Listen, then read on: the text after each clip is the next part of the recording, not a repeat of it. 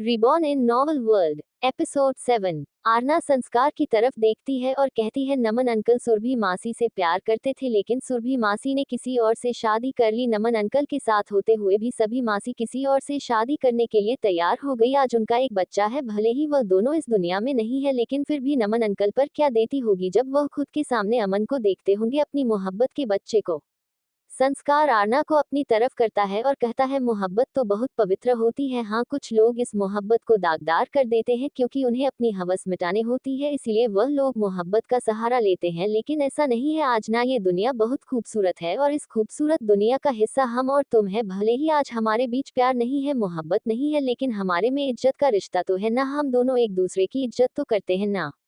आरना संस्कार की तरफ देखकर कहती है, क्या आप अपने सामने अपनी पत्नी को किसी और के बच्चे को जन्म देते हुए देख पाएंगे? संस्कार आरना के हाथ को पकड़ता है और कहता है, इस बच्चे में जितना खून रोनी का है ना, उससे ज्यादा इस पर तुम्हारा अधिकार है, क्योंकि तुम इसकी माँ हो। तुमसे 9 महीने अपनी कोख में रखकर इसका पालन पोषण करोगी, तो इस पर सबसे ज्यादा अधिकार सिर्फ तुम्हारा है। और रही मेरी बात, मैं यह नहीं देख रहा कि उसे बच्चों में खून किसका है, मैं ये देख रहा हूँ कि वह बच्चा बिल्कुल पाक और पवित्र है, और मुझे इस चीज से कोई दिक्कत नहीं है। जब हम बच्चा अडॉप्ट करते हैं तो क्या हमें उसके बारे में पता होता है कि वह किसका है, कि खून का है, किस जात का है? इस तरह मुझे इस बच्चे से भी कोई फर्क नहीं पड़ता, बस तुम खुश रहो, यही मेरे लिए काफी है। आरना हैरानी से संस्कार की तरफ देखती और कहती है, आप इसी दुनिया के हो या किसी दूसरी दुनिया से आए हो? संस्कार मुस्कुराने लगता है और कहता है, मेरे अंदर मेरी सनम माँ के संस्कार हैं, और तुमने शायद अपनी माँ को जितना नहीं जाना जितना मैंने अपनी सनम माँ को जाना है। पहले ही उन्होंने तुम्हें जन्म दिया था, लेकिन पल तो उन्होंने मुझे भी था ना। तो उनकी कुछ अच्छाइयाँ तो मेरे अंदर आनी थी, और तुम तो मेरी माँ की परछाई हो, मेरी सनम माँ की परछाई, उनकी बेटी। और सच बोलो ना, तो तुम हमेशा से मेरे दिल और मेरी जिंदगी में थी, लेकिन शायद किस्मत ने हमें मिलने में थोड़ी देर कर दी। और हाँ, बिंदास रहो, कोई प्रॉब्लम नहीं है, समझी अपना और इस बच्चे का ख्याल रखो, क्योंकि यह बच्चा हमारा है। दुनिया ऐसे संस्कार सहगल के बेटे के या बेटी के नाम से जाने की। कल तुम अपने भाई के घर जाना चाहती हो ना, मैं भी चलूंगा। मैं भी आज तक अपनी सनम माँ का घर नहीं देखा, मैं भी तो देखो। आरना हाँ करके कमरे में आ जाती है और बेड पर सो जाती है, वहीं संस्कार जाकर सोफे पर सो जाता है। संस्कार चाहता तो बेड पर सो सकता था, लेकिन वह आरना को अनकंफर्टेबल नहीं करना चाहता था, क्योंकि मैं जानता था आरना अभी उसके साथ इतना कंफर्टेबल नहीं हुई थी कि वह उसके साथ बेड शेयर कर सके। संस्कार सोई हुई आरना को देख रहा था, और वह उसकी तरफ देखते ही देखे कब नींद के आगोश में चला जाता है, उसे पता ही नहीं चलता। दूसरी तरफ शिवाय और अनिका डिनर करने के बाद अपने कमरे में आते हैं। उनके कमरे में आते ही अपने कपड़े लेकर वॉशरूम में चली जाती है, और शिवाय बाहर बैठकर अपने ऑफिस का काम करने लगता है। काम करते करते शिवाय अनिका के बाहर आने का इंतजार कर रहा था। अनिका जब बाहर आती है तो शिवाय पूरी तरह से खो जाता है, क्योंकि अनिका ने इस वक्त शिवाय की एक ब्लैक शर्ट पहन रखी थी, और वह शिवाय की ब्लैक शर्ट में बहुत हॉट लग रही थी। शिवाय तो उसे देखते हुए ही कब अपना लैपटॉप बंद करके अनिका के पास पहुंच जाता है। शिवाय को इस बात का एहसास ही नहीं होता। वह अनिका के पास जाकर उसकी कमर में अपना हाथ डालकर अनिका को खुद से चिपक लेता है और कैसे कहता है, क्या इरादा है बीवी आपका? क्योंकि जिस तरीके से तुम मेरे सामने आए हो, तुम्हारे इरादे तो मुझे नेट नहीं लग रहे हैं। अनिका शिवाय का हाथ अपनी कमर से हटाते हुए कहती है, मेरे इरादे तो बहुत अच्छे हैं मिस्टर शिवाय, लेकिन मुझे आपके साथ ठीक नहीं लग रहा है, और वैसे भी यह मेरे पति की शर्ट है, मैं इसे पहनूं? ये निकालो, कुछ भी करो, इसे आपको कोई मतलब नहीं होना चाहिए। शिवाय अनिका की तरफ अपने कदम बढ़ने लगता है, और अनिका अपने कदम पीछे लेने लगती है। ऐसे करते करते शिवाय बिल्कुल अनिका के करीब आ जाता है, और अनिका दीवार से पूरी तरह से चिपक जाती है। शिवाय अनिका के बालों को उसके कान के पीछे करता है और कहता है, आप कैसे दूर जाओगी बेबी? अनिका शिवाय को खुद से दूर करने की कोशिश करती है, लेकिन वह शिवाय को अपनी जगह से हिला भी नहीं पाई थी। वहीं उसके स्ट्रगल को देखकर शिवाय को बहुत हंसी आ रही थी, लेकिन वह कुछ नहीं कहता है, क्योंकि मैं जानता था कितनी भी कोशिश कर ले, जब तक शिवाय नहीं चाहेगा अनिका उससे दूर नहीं जा सकती। अनिका अपनी आंखों से शिवाय की तरफ देखती है, शिवाय अनिका की आंखों में खोकर रह जाता है। शिवाय धीरे धीरे अनिका के चेहरे की तरफ बढ़ता है, और अनिका को बिना कुछ रिएक्ट करने का मौका दिए उसके फोटो को अपने होठों की ग्राफ्ट में ले लेता है, और बहुत ही सॉफ्ट तरीके से उसके होठों को किस करने लगता है। शिवाय के उसे जेंटल किस की वजह से कब उनका के हाथ शिवाय के बालों में पहुंच जाते हैं, अनिका को पता ही नहीं चलता। अनिका पूरी तरह से शिवाय में खो चुकी थी। ऐसा लग रहा था कि आप शिवाय के अलावा उसे इतना कुछ दिखाई दे रहा था और ना ही कुछ सुनाई दे रहा था। शिवाय अनिका को पूरा दीवार में धंस दे रहा था और उसके ऊपर अपना वजन डालकर चढ़ गया था, लेकिन अनिका भी कहाँ पीछे रहने वाली थी। वह भी शिवाय को अपनी तरफ खींच रही थी और उसके बालों को जोर से पकड़कर उसकी किस रिस्पांस देने की कोशिश कर रही थी। शिवाय का सब जवाब दे जाता है तो वह अनिका को दूसरी साइड कर एक धक्का मार देता है और अनिका सीधा बेड पर जाकर गिरती है। वह बहुत सॉफ्ट था इसलिए दोबारा गिर जाती है। अनिका की गिरने की वजह से शर्ट अनिका के पेट तक आ गई थी। अब वह नीचे से पूरी तरीके से बिना कपड़ों के थी। ये देखकर शिवाय का शरीर अपने कंट्रोल से बाहर जाने लगता है और अचानक से अनिका के ऊपर टूट पड़ता है। वह उसके पूरे शरीर को काट रहा था। वही अनिका की हसीन सिसकी शिवाय को और पागल कर रही थी। शिवाय एक हाथ से अनिका के शरीर को सहला रहा था और दूसरे हाथ से उसकी शर्ट के बटन खोल रहा था और उसके हाथ अपना काम कर रहे थे। 1 मिनट के अंदर अंदर शिवाय अन की शर्ट को निकाल कर उसके जिस्म से अलग कर देता है और अपने सामने लेती उसे लड़की को देखकर वह पूरी तरीके से पागल हो जाता है। उनका बार बार शिवाय को लाइट बंद करने के लिए कह रही थी लेकिन शिवाय ने उनका की किसी बात पर ध्यान नहीं दिया था। अनिका को ऊपर से नीचे तक घूमने लगता है। अनिका शिवाय किस तरह देखने से शर्म के मारे मेरी जा रही थी लेकिन शुरुआत तो सीने की थी, अब इसका अंजाम तो उसे भुगतना ही था। शिवाय अपने सारे कपड़े निकाल कर अनिका के ऊपर आ जाता है और दोनों को एक ब्लैंकेट से कर करके एक बार फिर निकल के होठों को अपनी कब्जे में ले लेता है और अपने हाथों से अनिका की पूरी बॉडी को सहलाने लगता है। जवानी का शिवाय की किस्में खोई हुई थी। तभी अचानक से उसे अपने निचले पार्ट में दर्द का एहसास होता है क्योंकि शिवाय उसके अंदर समा चुका था और यह अनिका का फर्स्ट टाइम था इसीलिए उनका को बहुत दर्द हो रहा था। जब शिवाय ये महसूस करता है तो उसे बहुत खुशी होती है कि उसकी बीवी को पहली बार सिर्फ उसने छुआ है और वह भी अब उसे छू सकता है। इसलिए वह खुद की बॉडी को अनिका की बॉडी पर ऐसे ही रहने देने के बाद उसे थोड़ा आराम देता है। उसके बाद फिर अनिका को अपनी मोहब्बत भरी दुनिया में ले जाता है। उसे पूरे कमरे में अनिका की सिसकी और शिवाय के तेज सांसों की आवाज पहुंच रही थी। यह आवाज सुबह के 4 बजे तक ऐसे ही गूंजती रहती है क्योंकि शिवाय भी पहली बार किसी लड़की के इतना करीब आया था तो उसकी बॉडी भी अब उसके कंट्रोल से बाहर हो चुकी थी, इसलिए सुबह के 4 बजे तक को परेशान करता है।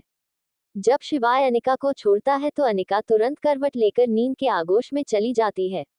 अनिका को सोता हुआ देखकर शिवाय उठकर बैठ जाता है और वॉशरूम की तरफ जाने लगता है। तभी बैठकर भी चीज चादर पर उसकी नजर जाती है जहां कहीं कहीं ब्लू के धब्बे लगे हुए थे। ये देखकर शिवाय के होठों पर एक गहरी मुस्कान छा जाती है और अनिका के पास जाकर अपनों के बल बैठ जाता है और उनका के बालों को उसके कान के पीछे करके कहता है, अब तुम पर सिर्फ और सिर्फ शिवाय आहूजा का हक है। आज के बाद तुम सिर्फ मेरी हो, सिर्फ और सिर्फ मेरी। तुमने कदम पहले मेरी तरफ बढ़ाई है इसलिए अब मैं तुम्हें तुम्हारी एक कदम पीछे नहीं लेने दूंगा। अब तुम पूरी तरीके से मेरी हो चुकी हो, अब तो हम जिससे भी एक हो चुके हैं। अनिका के माथे को चुनकर शिवाय वॉशरूम में चला जाता है और वहां से एक टॉवल लाकर उनका के पूरे जिस्म को साफ करता है और उसे उठाकर सोफे पर लेट देता है। फिर उसे बेड शीट को बेड से उठाकर अच्छे से कर करके एक पॉलीबाग में रखकर अपने कप में रख लेता है और बेड पर दूसरी बेड शीट बढ़ा देता है क्योंकि मैं अपने प्राइवेट पलों को किसी के सामने चाहत नहीं होने देना चाहता था क्योंकि वह सिर्फ उन दोनों के थे और उसे बारे में सिर्फ उन दोनों को पता होना चाहिए था। अनिका को बेड पर लेटकर उसे ब्लैंकेट से अच्छे से कर देता है और फिर खुद भी ऐसे ही बिना कपड़ों के अनिका के बगल में सो जाता है क्योंकि अनिका का कुछ सुबह परेशान करना चाहता था। इसलिए शिवाय पूरी रात सिर्फ अनिका को निहार रहा था। अब उसके दिल में सिर्फ ये था, क्या वह विकास सिर्फ और सिर्फ उसकी है और किसी की नहीं। अब उसे पर सिर्फ शिवाय का हक है और किसी का नहीं। नेक्स्ट मॉर्निंग शिवाय के पास उसके ऑफिस से एक जरूरी कॉल आता है जिसकी वजह से शिवाय जल्दी ही ऑफिस चला गया था और उसका अनिका को परेशान करने का प्रोग्राम कैंसिल हो गया था। अनिका 11 बजे सोकर उठती है तभी उसके फोन पर किसी का कॉल आ रहा था। अनिका का कॉल उठाकर अपने काम से लगती है तो दूसरी तरफ से कुछ कहा जाता है जिसे सुनकर उनका रहती है, मैं तुमसे पहले भी कहा था और आज भी कह रही हूँ, मैं तुम्हारा ये काम नहीं करूंगी। तुमने भले ही मुझे शिवाय की जिंदगी में भेजा है लेकिन मैं कभी भी तुम्हारा काम नहीं करूंगी।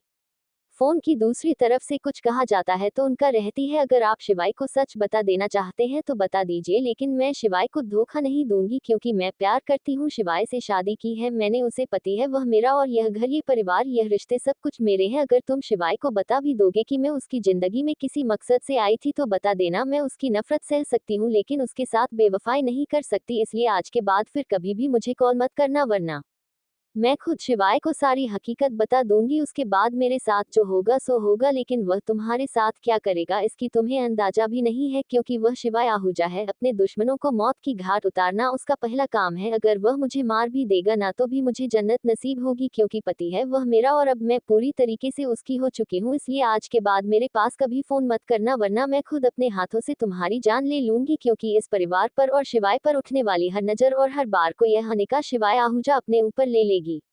अनिका फोन काट देती है और अपना सर पकड़ कर बैठ जाती है क्योंकि इस घर में आने के बाद वह भूल ही चुकी थी तो उसे यहाँ किसी मकसद से भेजा गया था और वह मकसद था शिवाय और उसकी फैमिली को बर्बाद करना, शिवाय को मौत के घाट उतार देना। लेकिन शिवाय की अच्छाई और सच्चाई में अनिका का दिल जीत लिया था, इसलिए उनका शिवाय की होकर रह गई थी। वही अनिका के कमरे के पास खड़ी वह परछाई उनका की सारी बात सुन चुकी थी और वहां से वापस गायब हो जाती है। उनका ये जान ही नहीं पाई थी कि कोई उसके कमरे के बाहर खड़ा उसकी सारी बातें सुन रहा था और शायद आगे चलकर उनके के लिए एक बहुत बड़ा खतरा बनने वाला था। अनिका उठकर बैठ जाती है तो बगल वाले टेबल पर एक नोट रखा था जिस पर लिखा था, जब तुम्हारी नींद खुल जाए तो अच्छे से गर्म पानी का शावर लेना और उसके बाद नीचे जाकर खाना खा लेना। मैं जानता हूँ दोपहर से पहले तो तुम्हारी नींद खुलेगी नहीं, इसलिए मैंने किसी को भी तुम्हारे कमरे में आने से मना कर दिया था। आराम करना पूरे दिन शाम को, क्योंकि मुझे तुम्हें फिर परेशान करना है ना। आई लव यू जान, अपना ख्याल रखना।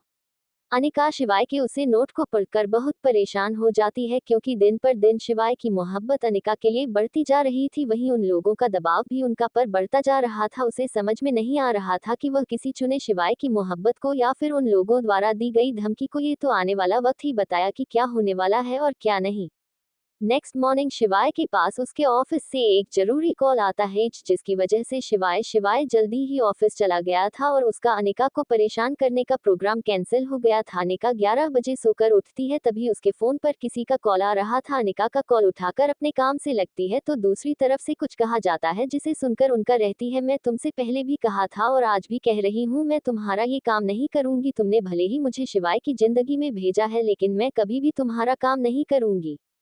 फोन की दूसरी तरफ से कुछ कहा जाता है तो उनका रहती है, अगर आप शिवाय को सच बता देना चाहते हैं तो बता दीजिए, लेकिन मैं शिवाय को धोखा नहीं दूंगी क्योंकि मैं प्यार करती हूँ। शिवाय से शादी की है मैंने, उसे पति है वह मेरा, और यह घर, ये परिवार, यह रिश्ते सब कुछ मेरे हैं। अगर तुम शिवाय को बता भी दोगे कि मैं उसकी जिंदगी में किसी मकसद से आई थी तो बता देना, मैं उसकी नफरत सह सकती हूँ लेकिन उसके साथ बेवफाई नहीं कर सकती। इसलिए आज के बाद फिर कभी भी मुझे कॉल मत करना, वरना और एन20 मैं खुद शिवाय को सारी हकीकत बता दूंगी। उसके बाद मेरे साथ जो होगा सो होगा, लेकिन वह तुम्हारे साथ क्या करेगा इसकी तुम्हें अंदाजा भी नहीं है, क्योंकि वह शिवाय आहूजा है। अपने दुश्मनों को मौत की घाट उतारना उसका पहला काम है। अगर वह मुझे मार भी देगा ना तो भी मुझे जन्नत नसीब होगी, क्योंकि पति है वह मेरा और अब मैं पूरी तरीके से उसकी हो चुकी हूँ। इसलिए आज के बाद मेरे पास कभी फोन मत करना, वरना मैं खुद अपने हाथों से तुम्हारी जान ले लूंगी, क्योंकि इस परिवार पर और शिवाय पर उठने वाली हर नजर और हर बार को यह अनिका शिवाय आहूजा अपने ऊपर ले लेगी।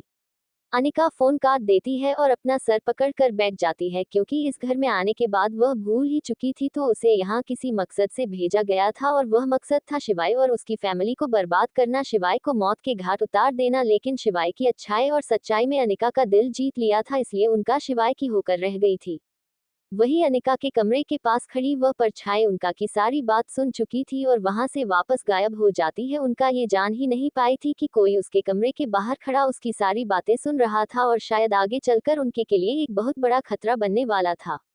अनिका उठकर बैठ जाती है तो बगल वाले टेबल पर एक नोट रखा था जिस पर लिखा था, जब तुम्हारी नींद खुल जाए तो अच्छे से गर्म पानी का शावर लेना और उसके बाद नीचे जाकर खाना खा लेना। मैं जानता हूँ दोपहर से पहले तो तुम्हारी नींद खुलेगी नहीं, इसलिए मैंने किसी को भी तुम्हारे कमरे में आने से मना कर दिया था। आराम करना पूरे दिन शाम को, क्योंकि मुझे तुम्हें फिर परेशान करना है ना। आई लव यू जान, अपना ख्याल रखना।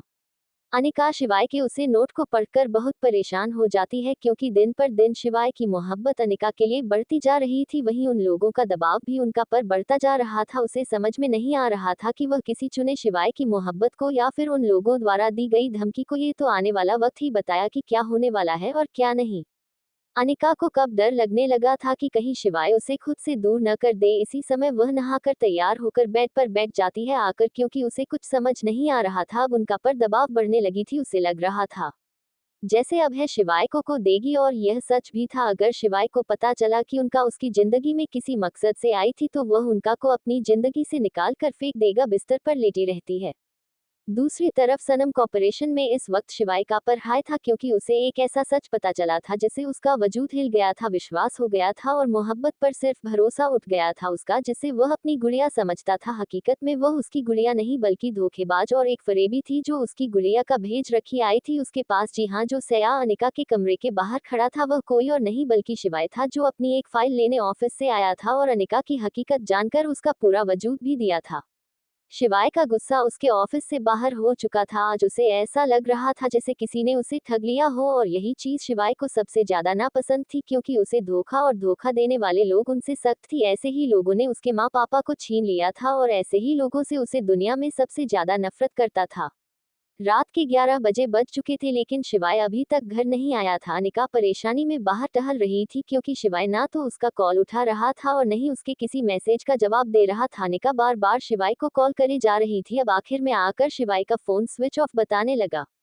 मैं दूसरी तरफ शिवाय इस वक्त मुंबई में था, क्योंकि इस वक्त उसे बहुत खालीपन लग रहा था, इसीलिए वह अपने माता पिता के घर चला गया था, जहां उसके माँ पापा की मोहब्बत की शुरुआत हुई थी। शिवाय अपनी माँ पापा की तस्वीर के सामने बैठा उनसे शिकायत कर रहा था कि कैसे एक लड़की ने उसे धोखा दे दिया और वह उसे तुम देखो पहचान भी ना पाया। अगर आज वह सब कुछ नहीं सुनता तो शायद उसे सच्चाई पता ही नहीं चलती कि अनिका उसके माँ पापा के कातिल की बेटी है, और वह इस और उसके परिवार को बर्बाद करने आई थी। वह सब एक नाटक था, सिर्फ एक दिखावा था जो शिवाय को फंसाने के लिए किया गया था। अनिका की हर एक इन्फॉर्मेशन गलत थी, उसका पूरा का पूरा वजूद ही गलत था, यहाँ तक कि उसका उनका नाम ही गलत था।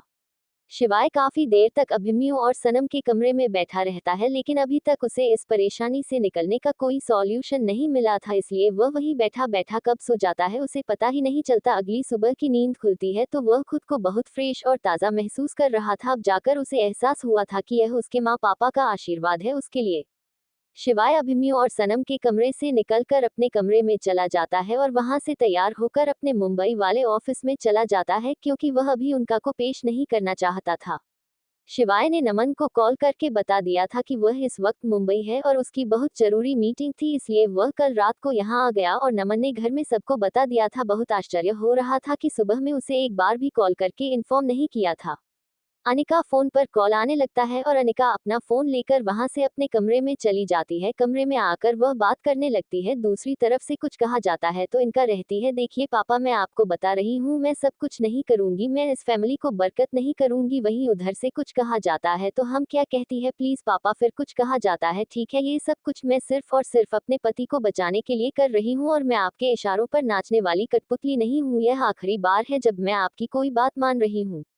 वहां से नीचे आती है और सबके पास बैठकर बातें करने लगती है। उसकी बातें बातें कम रोहित और अमन और कार्तिक के बीच फासले ज्यादा पैदा करने की कोशिश थी। वह उन तीनों के बीच दरार डालने की कोशिश कर रही थी, जिसको कोई नहीं पहचान पाया था शिवाय नमन के। नमन पहचान गया था कि जरूर कोई बात है जब उनका इन तीनों के बीच में दरार डालने की कोशिश कर रही थी। वही नमन ये सब कुछ रिकॉर्ड करके शिवाय को भेज देता है। शिवाय नमन को एक मैसेज करता है और रात में सबको स्टडी रूम में आने के लिए बोलता है। रात को नमन किसी की नजरों में आए बिना अनिका के खाने में नींद की दवाई मिला देता है, और उनका वह खाना खाने के बाद गहरी नींद में चली जाती है। तभी सब लोग स्टडी रूम में पहुंच जाते हैं और स्टडी रूम को अंदर से ब्लॉक कर लेते हैं। तभी नमन सामने लगी टीवी को ऑन कर देता है, जिसकी स्क्रीन पर सभी को शिवाय दिखाई दे रहा था। सब लोग शिवाय को देखते हैं तो शिवाय कहना शुरू करता है, नमन अंकल एक फ्रॉड है, वह हमारे परिवार को तोड़ने आई है, और उसकी जो भी इंफॉर्मेशन थी वह सब कुछ गलत था। पर एक और धोखा था, अंकल मेन मुंबई आकर पता किया पापा के कातिल की बेटी है, और वह वहां हम सबको एक दूसरे से अलग करके करने आई है, क्योंकि उसके बाप को अभी भी आहूजा सिंघानी और मल्होत्रा कंपनी चाहिए, इसीलिए वह ये सब कुछ कर रही है। अंकल कैसे भी करके आपको अनिका को कहीं उलझन होगा, वरना को सब कुछ पर बात कर देगी। शिवाय नमन रोहित कार्तिक और काय की तरफ देखकर कहता है, और तुम चारों ज्यादा होशियार रहना, क्योंकि वह पहले तुम चारों को ही अलग करने की कोशिश करेगी। वह जैसा करे तुम लोग भी उसकी बात का वैसे ही रिएक्ट करना, लेकिन हकीकत में तुम लोगों के बीच कोई नहीं आना चाहिए, वरना तुम जानते हो ना फिर शिवाय क्या चीज है। शिवाय कीर्ति की तरफ देखकर, आंटी आपको अनिका पर नजर रखनी होगी कि कहीं वह किसी के खाने में कुछ मिला तो नहीं रही। मैं यहाँ आने के बाद अपना टेस्ट कराया तो मुझे पता चला है कि मेरे खाने में यौन ड्रग्स मिले गए थे, जिसकी वजह से मुझे उसकी आदत हो जाती और वह जब चाहे मेरा इस्तेमाल कर सकती थी, आपको पता है, और साथ आने का मेरे साथ फंस गई थी, इसलिए वरना उसे दिन भी वह किसी और को मेरे करीब करके मुझे बर्बाद करना चाहती थी। मैंने उसकी हर एक चाल को बहुत अच्छे से समझ लिया है, वह एक बड़ा खतरा साबित हो सकती हम लोगों के लिए। उसके द्वारा दिए कोई भी चीज या कुछ भी तुम लोग कोई नहीं खाओगे, और अंकल प्लीज डिनर भी ज्यादा से ज्यादा वह लड़की किचन में नहीं जानी चाहिए, वरना वह हम सबको कहीं का नहीं छोड़ेगी। रोहित शिवाय की तरफ देखकर कहता है, भाई वह पिछले 1 महीने से हम लोगों को दूध वगैरह रात में देने आई थी, इसका मतलब वह जरूर हमारे दूध में या खाने में ऐसी कोई दवाई या कोई ड्रग्स मिलती होगी जिसकी वजह से हमारी नींद रात में खुलती ही नहीं थी। शिवाय रोहित की तरफ देखकर कहता है, पॉइंट है तुम्हारी बात में, ऐसा करो तुम सब लोग कल ऑफिस जाने के बहाने हॉस्पिटल जाओ और अपना अपना टेस्ट करो। अगर तुम्हारा टेस्ट में ऐसा कुछ आता है तो इमीडिएटली मुझे कांटेक्ट करो, क्योंकि दुश्मन इस बार ताकतवर है और उसने अपने आदमी कहाँ कहाँ लगा रखे हैं और किस किस देश में है हमें यह नहीं पता। और एक बात अमन, तुम आरना के पास जाओ और पता करो कहीं संस्कार भी तो इन सब का मौका नहीं है, क्योंकि मैं अपनी बहन को भी मुश्किल में नहीं डालना चाहता। सब लोग शिवाय की कही हुई सारी बातों को अपने दिमाग में बिठा लेते हैं और स्टडी रूम से निकलकर अपने अपने कमरे में चले जाते हैं। वहीं आज अनिका को नशीली दवाई दी गई थी, जिसकी वजह से वह गहरी नींद में सो रही थी, वरना वह रात में चारों तरफ नजर रखती थी कि कौन क्या कर रहा है, किसका किस क्या मतलब है सब कुछ। इसीलिए शिवाय के दुश्मनों को उसके घर की हर एक चीज की खबर हो गई थी और शिवाय ने जरा सी हिंट पर ही अनिका की पूरी हिस्ट्री निकाल ली थी, और यह भी कि यह शादी भी एक नकली शादी थी, क्योंकि उनका पहले से ही शादीशुदा है और उसका पति इस वक्त बाहर विदेश में है, जिसका फायदा उसका पिता उठा रहा है। सनम की तस्वीर को देखकर कहता है, मन में इंसान को पहचानने में इस बार गलती कैसे कर गया, मुझे ये बात समझ नहीं आई, या फिर वह मुझे धोखा देने में माहिर थी, या मैं तुमको खाने में हो गया, कुछ समझ नहीं आ रहा। मैं चारों तरफ से दुश्मनों ने खीर बना लिया इस बार, लेकिन मैं भी शिवाय आहूजा हूँ, एक एक को जहन्नम की सैर न कराई ना, तो मेरा भी नाम शिवाय नहीं, चाहे उसके लिए मुझे अभिमन्यु क्यों न बनना पड़े, मैं बनने को तैयार हूँ, लेकिन इन लोगों को जीतने नहीं दूंगा। मुंबई के ऑफिस में बैठा शिवाय यही सब सो रहा था, तभी शिवाय के केबिन में कोई नॉक करता है। शिवाय से अंदर आने की परमिशन देता है तो एक लड़की अंदर आती है, उसे लड़की के पायल की आवाज और उसमें बंदे घुंघरू की आवाज शिवाय को अपनी तरफ खींच रही थी। शिवाय अपनी नजर उठाकर उसे लड़की की तरफ देखा है तो एक पल को शिवाय भी उसकी खूबसूरती में खो जाता है। करली कमर से नीचे बाल ग्रीन ही जला, आंखें परफेक्ट, बॉडी इतनी खूबसूरत थी, उसके आगे अप्सरा भी फेल थी। शिवाय एक पल उसकी खूबसूरती में खो गया था, तभी उसके अंदर से आवाज आती है, नहीं शिवाय एक माया जाल है, हो सकता है ये भी उन लोगों का कोई मोहरा हो। वह कहता है यस, तो लड़की अपनी नजर नीचे करके कहती है, सर माई सेल्फ दुआ, मैं आपकी असिस्टेंट की सिस्टर हूँ, दीदी की तबीयत अभी बहुत खराब है, इसलिए दीदी कुछ दिन नहीं आ पाएंगे और तुम्हें आपका काम करूँ, गुस्सा मत करना, मैं आपका कभी काम नहीं किया, मुझे नॉलेज नहीं है।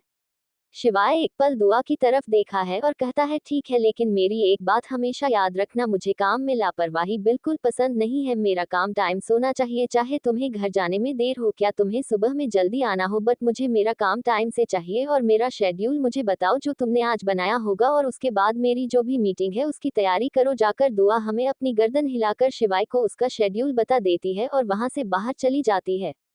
आरोही कॉफी रखकर अगस्त को आज का पूरा शेड्यूल बता देती है और वहां से बाहर निकल जाती है। आरोही के जाने के बाद अगस्त एक नजर आरोही को देखा है और फिर कॉफी उठाकर एक शिप लेता है। जैसे ही अगस्त ने जैसे हाई कॉफी पाई, यूज अक्षरा के हाथ की बनी कॉफी का स्वाद आया, ये देखकर अगस्त हैरान और परेशान दोनों हो गया कि आरोही कैसे अक्षर जैसी कॉफी बना सकती है, और वह भी बिल्कुल वैसी जैसी अगस्त को पसंद थी। आज तक कोई भी अगस्त की पसंद की कॉफी नहीं बन पाया था अक्षरा को छोड़कर।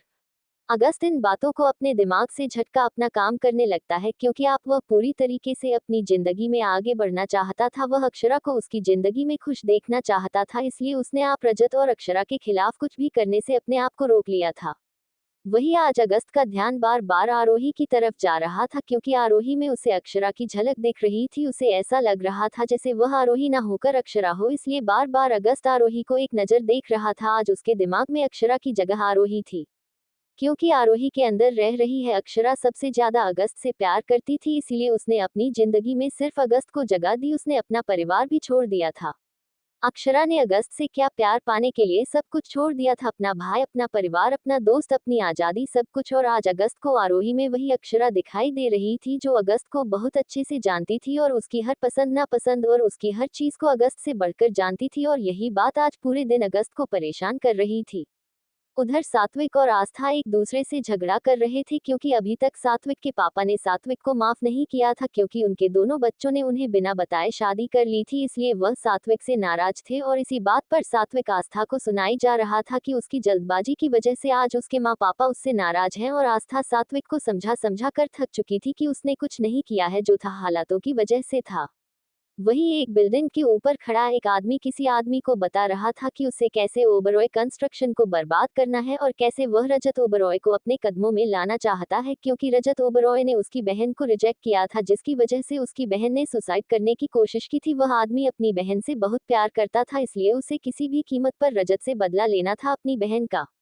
इन सब से बेखबर रजत और अक्षरा अपनी दुनिया में ही खोए हुए थे, क्योंकि 4 दिन की लड़ाई के बाद अब उन्हें ढेर सारी मोहब्बत करने का मौका मिला था। उनकी नाराजगी और लड़ाई खत्म हो चुकी थी। अक्षरा रजत की तरफ देखकर कहती है, रजत मैं चाहती हूँ कि तुम मुझे इंडिपेंडेंस बनाओ, मुझे खुद को प्रोटेक्ट करना सिखाओ। अक्षरा की तरफ देखकर कहता है, ठीक है मैं तुम्हें सब कुछ सिखाऊंगा, लेकिन मेरी एक शर्त है। अक्षरा हाँ बोल देती है तो रजत कहता है, जब मैं तुम्हें सिखाऊंगा तो उसे वक्त हम दोनों सिर्फ टीचर और स्टूडेंट होंगे, उसके अलावा कुछ भी नहीं, क्योंकि अगर तुम मेरी पत्नी बनकर सीखोगी तो मैं तुम्हें कभी सीखा नहीं पाऊंगा, क्योंकि वह सब कुछ सीखने में तुम्हें चोट भी लग सकती है, तुम्हें दर्द भी हो सकता है, इसलिए बेहतर यह होगा कि तुम क्लासेस ज्वाइन कर लो, क्योंकि मैं तुम्हें अपनी आज नजरों के सामने दर्द नहीं देख पाऊंगा और इस वजह से तुम सीख भी नहीं पाओगी। अक्षरा को भी रजत की बात सही लगती है तो वह क्लासेस ज्वाइन करने के लिए बोलता है तो रजत कहता है, मेरे पास एक बंदा है जो तुम्हें सीख सकता है। अक्षरा हाँ बोल देती है, क्योंकि वह जानती थी कि उसे फाइट सीखने कौन आने वाला है।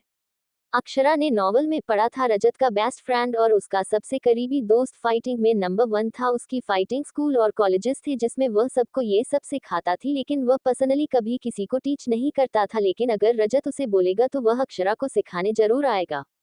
तभी अक्षरा के दिमाग में अपनी बेस्ट फ्रेंड नैना का ख्याल आता है, क्योंकि पिछले जन्म में अगस्त के कहने पर अक्षरा ने नैना को खुशी अलग कर दिया था। नैना ने उसे समझाने की बहुत कोशिश की थी कि अगस्त सिर्फ उसे इस्तेमाल कर रहा है, लेकिन अक्षरा कुछ भी सोने और समझने की हालत में ही कहाँ थी, वह तो पूरी दीवानी हो चुकी थी अगस्त के ऊपर, जिस चीज का फायदा अगस्त ने बहुत उठाया था। अक्षरा अपना फोन उठाकर नैना को कॉल करती है तो 2 रिंग जाने के बाद ही दूसरी तरफ से एक लड़की की आवाज आती है, क्यों कॉल किया है आज तुमने, अब और कुछ सुनना बाकी रह गया था जो आज सुनने के लिए कॉल किया है। उसकी आवाज सुनकर अक्षरा की आंखें नम हो जाती हैं, क्योंकि आंचल को तो कभी एक सच्ची दोस्त का साथ मिला ही नहीं था और इस जन्म में वह नैना को खोना नहीं चाहती थी, क्योंकि उसने नवल में पढ़ा था कि नैना ने अक्षरा के लिए अपनी जान भी दे दी थी और ऐसी दोस्त को अक्षर किसी भी कीमत पर खुद से अलग नहीं करना चाहेगी, इसलिए वह नैना को अपनी जिंदगी में शामिल करना चाहती थी और नैना की जिंदगी को खुशहाल बनाना चाहती थी। क्योंकि आंचल ने नॉवल में पढ़ा था कि नैना की शादी अगस्त के छोटे भाई से हो गई थी, जो एक नंबर का दरिंदा था। उसने हर रात नैना को नोचा और खाया था और जब नैना से उसका मन भर गया तो उसे उठाकर सड़क पर फेंक दिया था। अक्षरा इस जन्म में नैना को कभी भी उसे दरिंदे के चक्कर में तो नहीं पड़ने देगी। पिछली बार अक्षरा की वजह से ही नैना ने कमल से शादी की थी, क्योंकि वह अक्षरा को इन दरिंदों के बीच में अकेला नहीं छोड़ना चाहती थी, लेकिन उसके साथ क्या हुआ, वह तो खुद उसे दरिंदगी का शिकार हो गई थी, जिससे वह अक्षरा को बचाना चाहती थी। नैना की हालत के बारे में सोते हुए कब अक्षरा की आंखों में आंसू आ गए, यह बात अक्षरा को पता ही नहीं चली। वह तो रजत के साथ और प्यार में नैना के बारे में भूल ही गई थी। अगर आज उसके दिमाग में नैना का ख्याल नहीं आता तो शायद नैना की जिंदगी बर्बाद हो जाती, क्योंकि नैना तू जानती ही नहीं थी कि अक्षरा उसे पिंजरे से आजाद हो गई है। नैना एक बार और बोलती है, क्यों कॉल किया है, बताएगी मुझे। वही अक्षरा नैना की आवाज से होश में आती है और कहती है, मिलना चाहती हूँ तुमसे आज शाम उसी जगह जहाँ हमेशा मिलते थे, बहुत अर्जेंट बात करनी है तुमसे नैना, लेकिन मैं तुमसे नहीं मिलना चाहती, क्योंकि मेरे अंदर हिम्मत नहीं है तुम्हारी और जली कटी बातें सुनने। नफरत करती हो ना हमसे, क्योंकि हम तुम्हें अगस्त के खिलाफ करते हैं, तो जो करो ना फिर, लेकिन मैं तुमसे मिलने नहीं आऊंगी अक्षरा, मैं इंतजार करूंगी और अगर तुम नहीं आई तो मैं पूरी रात वहीं बैठी रहूंगी, लेकिन तुम्हारा इंतजार करूंगी और तुम्हें आना होगा। और कॉल कट कर देती है। अक्षरा वहां से उठकर तैयार होने चली जाती है और बाहर आती है तो देखी है रजत हाल में बैठा अक्षरा के आने का इंतजार कर रहा था। अक्षरा रजत की गोदी में जाकर बैठ जाती है और कहती है, मैं नैना से मिलने जा रही हूँ। ये सुनकर रजत शौक हो जाता है और हैरानी से अक्षरा की तरफ देखा है तो अक्षरा रहती है अपने किए की माफी, उससे भी तो मांग को सबसे मांग ली, वही तो रह गई है जिससे माफी मांगना अभी बाकी है। रजत हाँ बोल देता है और कहता है, मैं भी साथ चलूं, तो अक्षरा मना कर देती हो रहती है, नहीं आज हम दो दोस्त अकेले में टाइम बिताएंगे, मैं तुम्हें फोन कर दूंगी तो तुम मुझे लेने आ जाना। रजत हाँ बोल देता है और कहता है, मेरी भी एक मीटिंग है, मैं वहां जा रहा हूँ। दोनों वहां से गाड़ी में अलग अलग डेस्टिनेशन के लिए निकल जाते हैं। दोनों इस बात से बेखबर थे कि दुश्मन उन पर अपनी पूरी नजर बनाए हुए हैं और वह किसी भी पल उन पर अटैक कर सकता है, लेकिन दोनों के करीब आना इतना आसान भी नहीं था। फुल सिक्योरिटी थी दोनों के पास, जो इतनी आसानी से तो नहीं टूटने वाली थी, क्योंकि वह भी रजत ओबरॉय थे जिसकी 4 आंखें थी और उसके पास होने वाली हर एक हलचल से वह बहुत अच्छे से वाकिफ था। इसलिए तो आज उसने अक्षरा को अकेले जाने दिया था, क्योंकि वह देखना चाहता था कि कौन नया दुश्मन पैदा हो गया है उसका, जो उसके और उसकी बीवी को टारगेट करने की कोशिश कर रहा है। अक्षरा जब कैफे में पहुंचती है तो देखी है कि पूरा कैसे खाली था। सिर्फ एक टेबल पर एक लड़की बैठी हुई थी जिसकी पीठ अक्षरा की तरफ थी। उसकी पीठ देखा ही अक्षरा पहचान जाती है कि वह नैना है, इसलिए वह उसके पास जाकर पीछे से उसकी आंखें बंद कर लेती है तो नैना उसके हाथ से टक्कर रहती है। यहाँ क्यों बुलाया है ये बात, यह फालतू की ड्रामेबाजी करने की जरूरत नहीं है। अक्षरा नैना के सामने जाकर बैठ जाती है और कहती है मैं अगस्त से तलाक ले लिया है और रजत से शादी कर ली है। ये सुनकर नैना की आंखें हैरानी से बड़ी बड़ी हो जाती है और वह खुशी से खड़ी होकर कहती है क्या कहा तूने? तूने अगस्त को तलाक दे दिया और रजत से शादी कर ली? पंचकर मुझे कहीं ना कोई सपना तो नहीं देख रही? अक्षरा जोर से नैना के हाथ पर चिकोटी काट लेती है तो नैना जोर से उछल पड़ती है और कहती है यह मेरा सपना नहीं हकीकत है। अक्षरा हाँके देती है। नाखुशी से अक्षरा को जोर से गले लगा लेती है और कहती है तू नहीं जानती मैं कितना खुश हूँ कि तू नरक से आजाद हो गई और तुझे फाइनली तेरी सच्ची मोहब्बत मिल गई और रजत को भी उसका प्यार मिल गया। अक्षरा नैना की तरफ देखकर कहती है तू जानती थी ना कि रजत मुझसे प्यार करता है? नैना मैं क्या पूरा कॉलेज और पूरा स्कूल जानता था कि दीवाना है वह तेरा, पागल था तेरे पीछे, तेरे लिए हर किसी से झगड़ता था, तेरे लिए तेरी ही बातें सुनता था, फिर भी कभी तेरा साथ नहीं छोड़ा। जिस दिन तू अगर किसी शादी कर रही थी ना उसी दिन मैंने उसे टूटकर बिखरते हुए देखा था, इसीलिए सबसे ज्यादा गुस्सा मुझे तेरे ऊपर था कि तू कभी भी रजत की सच्ची मोहब्बत को क्यों नहीं समझ पाए, लेकिन आज फाइनली रजत को उसका प्यार मिल गया। अक्षरा नैना के हाथ पैर हाथ रखकर रहती है तू भी तो प्यार करती है ना रजत से, तो अपने लिए कभी दुआ नहीं मांगी कि तुझे रजत मिल जाए? नैना मुस्कुराकर अक्षरा की तरफ देखती है और कहती है मैंने कभी रजत से प्यार नहीं किया था अक्षरा, वह तेरी गलतफहमी थी कि मैं उससे प्यार करती हूँ जिसकी वजह से तूने रजत से बात करना मिलना सब कुछ छोड़ दिया था, लेकिन ये सच नहीं था। मैं और रजत सिर्फ दोस्त है, इससे ज्यादा कुछ भी नहीं, और जिसे मैं प्यार करती हूँ ना वह तो मुझे छोड़कर अपनी दुनिया में खुश है। अक्षरा हैरानी से नैना की तरफ देखती है तो नैना रहती है हाँ मैं किसी और से प्यार करती थी और करती हूँ, उसके सिवाय मेरी जिंदगी में कभी कोई नहीं आ सकता, ना ही मैं कभी किसी को अपनी जिंदगी में लाऊंगी। लेकिन अक्षरा हर किसी की किस्मत रजत और अक्षरा जैसी नहीं होती, मेरी मोहब्बत में तो मुझे खुद ठोकर मारी थी, वह भी उसे वक्त जिस वक्त सबसे ज्यादा जरूरत थी मुझे उसकी। मैं भले मोहब्बत उसे कितनी भी करूं लेकिन आप उसे अपनी जिंदगी में शामिल नहीं करूंगी, क्योंकि वह जिस वक्त मुझे छोड़कर गया था ना उसे वक्त मुझे सबसे ज्यादा उसकी जरूरत थी और उसने एक बार भी पलटकर मेरी तरफ नहीं देखा, चला गया और फिर कभी वापस नहीं आया। अक्षरा नैना को अपने गले लगा लेती है और कहती है कोई बात नहीं, मैं तेरे लिए कोई अच्छा सा दूल्हा ढूंढूंगी जो तुझे बहुत सारा प्यार देगा और तुझे खुश रखेगा। तू ही मुझसे कहती थी ना कि अगर हमारा प्यार हमारे प्यार की कदर नहीं करता तो उसे छोड़ देना चाहिए, जैसे मैं अगस्त को छोड़ दिया तो भी उसे छोड़ दे, जैसे मैं रजत को चुन लिया तू भी अपने लिए किसी को चुन ले। इतना आसान नहीं होता अक्षरा, और ये तुझसे ज्यादा अच्छी तरीके से कोई नहीं समझ सकता।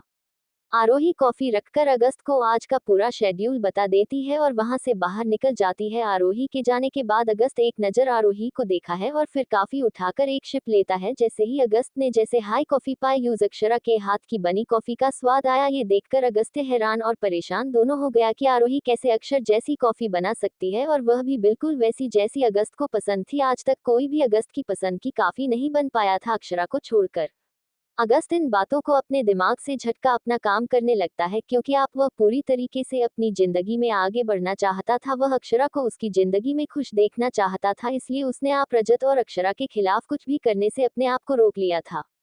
वही आज अगस्त का ध्यान बार बार आरोही की तरफ जा रहा था, क्योंकि आरोही में उसे अक्षरा की झलक दिख रही थी। उसे ऐसा लग रहा था जैसे वह आरोही ना होकर अक्षरा हो, इसलिए बार बार अगस्त आरोही को एक नजर देख रहा था। आज उसके दिमाग में अक्षरा की जगह आरोही थी, क्योंकि आरोही के अंदर रह रही है अक्षरा सबसे ज्यादा अगस्त से प्यार करती थी, इसीलिए उसने अपनी जिंदगी में सिर्फ अगस्त को जगह दी, उसने अपना परिवार भी छोड़ दिया था। अक्षरा ने अगस्त से क्या प्यार पाने के लिए सब कुछ छोड़ दिया था, अपना भाई, अपना परिवार, अपना दोस्त, अपनी आजादी, सब कुछ। और आज अगस्त को आरोही में वही अक्षरा दिखाई दे रही थी जो अगस्त को बहुत अच्छे से जानती थी और उसकी हर पसंद नापसंद और उसकी हर चीज को अगस्त से बढ़कर जानती थी, और यही बात आज पूरे दिन अगस्त को परेशान कर रही थी। उधर सात्विक और आस्था एक दूसरे से झगड़ा कर रहे थे, क्योंकि अभी तक सात्विक के पापा ने सात्विक को माफ नहीं किया था, क्योंकि उनके दोनों बच्चों ने उन्हें बिना बताए शादी कर ली थी, इसलिए वह सात्विक से नाराज थे। और इसी बात पर सात्विक आस्था को सुनाई जा रहा था कि उसकी जल्दबाजी की वजह से आज उसके माँ पापा उससे नाराज हैं, और आस्था सात्विक को समझा समझा कर थक चुकी थी कि उसने कुछ नहीं किया है जो था हालातों की वजह से था। वहीं एक बिल्डिंग के ऊपर खड़ा एक आदमी किसी आदमी को बता रहा था कि उसे कैसे ओबरॉय कंस्ट्रक्शन को बर्बाद करना है और कैसे वह रजत ओबरॉय को अपने कदमों में लाना चाहता है, क्योंकि रजत ओबरॉय ने उसकी बहन को रिजेक्ट किया था, जिसकी वजह से उसकी बहन ने सुसाइड करने की कोशिश की थी। वह आदमी अपनी बहन से बहुत प्यार करता था, इसलिए उसे किसी भी कीमत पर रजत से बदला लेना था अपनी बहन का।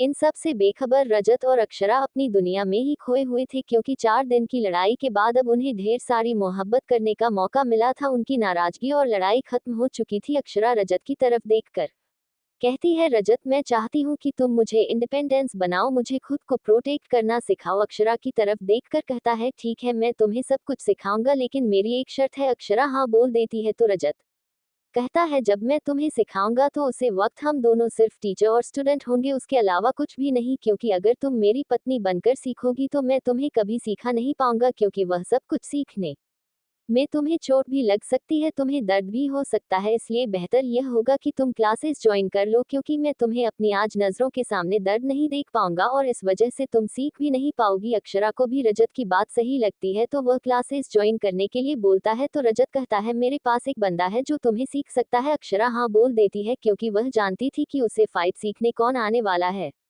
अक्षरा ने नॉवल में पढ़ा था, रजत का बेस्ट फ्रेंड और उसका सबसे करीबी दोस्त फाइटिंग में नंबर 1 था। उसकी फाइटिंग स्कूल और कॉलेजेस थे जिसमें वह सबको ये सब सिखाता थी, लेकिन वह पर्सनली कभी किसी को टीच नहीं करता था, लेकिन अगर रजत उसे बोलेगा तो वह अक्षरा को सिखाने जरूर आएगा। तभी अक्षरा के दिमाग में अपनी बेस्ट फ्रेंड नैना का ख्याल आता है, क्योंकि पिछले जन्म में अगस्त के कहने पर अक्षरा ने नैना को खुशी अलग कर दिया था। नैना ने उसे समझाने की बहुत कोशिश की थी कि अगस्त सिर्फ उसे इस्तेमाल कर रहा है, लेकिन अक्षरा कुछ भी सोने और समझने की हालत में ही कहाँ थी, वह तो पूरी दीवानी हो चुकी थी अगस्त के ऊपर, जिस चीज का फायदा अगस्त ने बहुत उठाया था।